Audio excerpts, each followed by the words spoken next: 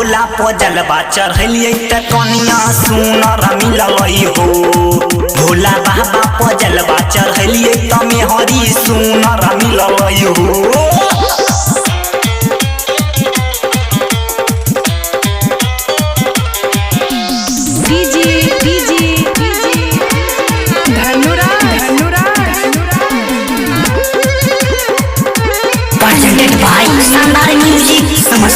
समस्तीपुर बाबा के जे भांग चढ़लिए भर मुठी मिललै दहेज में सोना के सिकरिया रो अंगूठी के सिकरिया रो अंगूठी।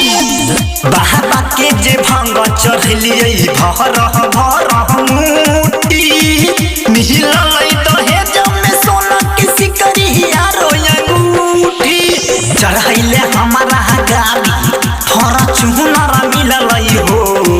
हाँ चढ़ैले हमारा गाड़ी फॉर्च्यूनर मिललई हो।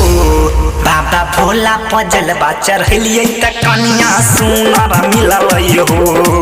भोला बाबा पजलबा चढ़लिए त मेहरी सुनर मिललई हो।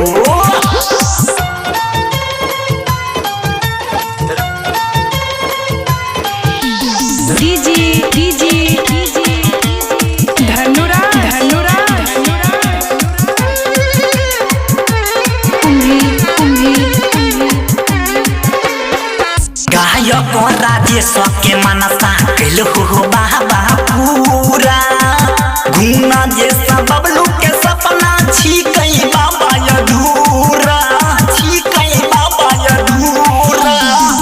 यह तो राजेश के मनसा कैलू हो बाबा पूरा गुना जे मनु के सपना छिकै बाबा अधूरा। पहिला जन्म में लागै जन्म पुनर मिललई हो। पहिला जन्म में लागै जन्म पुनर मिललई हो। बाबा भोला पजलबा चढ़लिए त कनिया सुनर मिललई हो। बाबा भोला पजलबा चढ़लिए त मेहरी सुनर मिललई हो। भोला बाबा बोल के कांवर उठावे के हुनर मिललई हो। भोला बाबा बोल के कांवर उठावे के हुनर मिललई हो। बाबा भोला पजलबा चढ़लिए त कनिया सुनर मिललई हो। बाबा भोला पजलबा चढ़लिए त मेहरी सुनर मिललई हो। सुनर मिललई हो। काजल रिकॉर्डिंग स्टूडियो समस्तीपुर।